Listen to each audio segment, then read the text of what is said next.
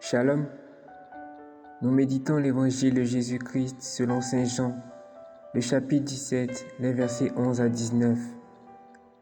Ce chapitre fait mention de la dernière prière de Jésus avant sa condamnation et sa mort sur la croix. On l'appelle également la prière sacerdotale.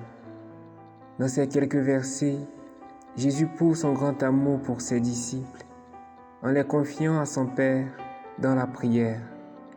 Il n'offrira pas seulement son corps comme victime pour le saint sacrifice, mais tout son être. C'est à cet amour qu'il nous appelle lorsque nous intercédons nous aussi pour nos frères. Car toute bonne action, afin de porter des fruits qui demeurent, se doit de prendre naissance dans la prière sincère du cœur. Jésus lui-même nous le disait, en dehors de lui, nous ne pouvons rien faire.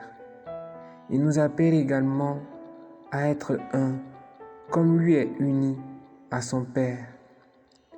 Tout au long de son parcours sur la terre, il révélait cette possibilité qu'avait l'homme de s'unir à Dieu alors que toute opinion publique juive en doutait.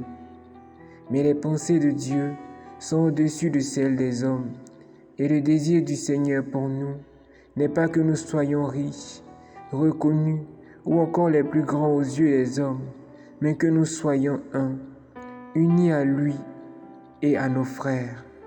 Car le comble de ce qu'un homme puisse désirer, c'est de devenir Dieu, disait saint Basile de Césarée.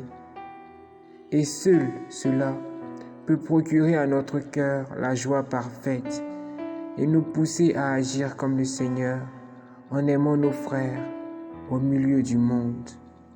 Monde duquel le Seigneur dit que nous ne sommes pas issus, car le prince de ce monde, c'est le Satan, celui qui divise, alors que nous, enfants bien-aimés du Père, nous venons de lui, et à l'image de notre Dieu, nous cultivons l'unité.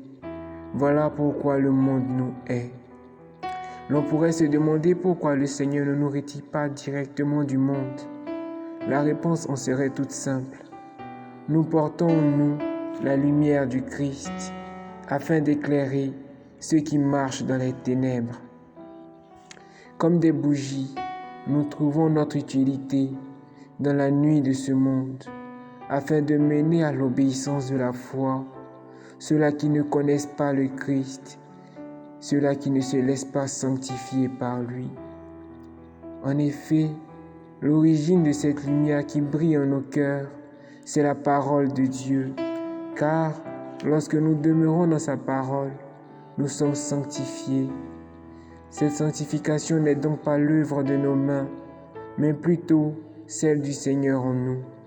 Disposons-nous du vouloir et du faire. La parole qui sanctifie, c'est Jésus. Rappelons-nous encore de ces mots lorsqu'il disait à ses disciples, « Déjà, par la parole que je vous ai annoncée, vous êtes purs. » Lui qui sur la croix a donné sa vie, afin que nous soyons sauvés, est lui-même le symbole de cette parole pleine de vérité et qui a la capacité de répandre en nous les sentiments de Dieu. Cette parole qui nous affranchit, cette parole qui nous libère du péché, cette parole qui chasse au loin l'ennemi. Ne nous éloignons donc jamais de la parole de Dieu, car c'est d'elle que dépend notre sanctification. Saint Jérôme dit aussi, « Celui qui ignore les Écritures, ignore aussi le Christ. » N'ignorons jamais les Écritures. Demeurons toujours en Dieu par sa parole qui nous sanctifie.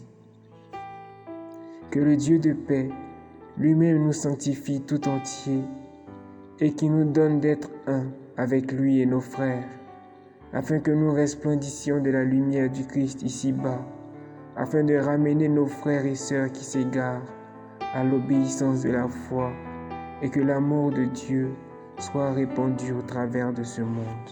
Amen.